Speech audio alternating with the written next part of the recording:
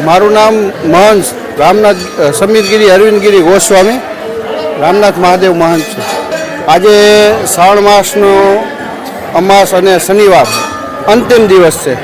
દાદાના આખા મહિનાની જે સેવા પૂજા કરી હોય, અર્ચના કરી હોય, એ દાદાને અરજ કરવા કે ભાઈ અમારી જે સેવા પૂજા કરી તે માની લેજો. અને આજે સર્વ પિતૃ અમાસ છે એટલે એમ કહેવાય છે કે આજના દિવસે જે પીપળે પાણી ચડાવે કે જે કાંઈ પૂજા અર્ચના કરે એમના પિતૃને પણ મોક્ષ આપે છે આ શ્રાવણ માસ દરમિયાન દાદા.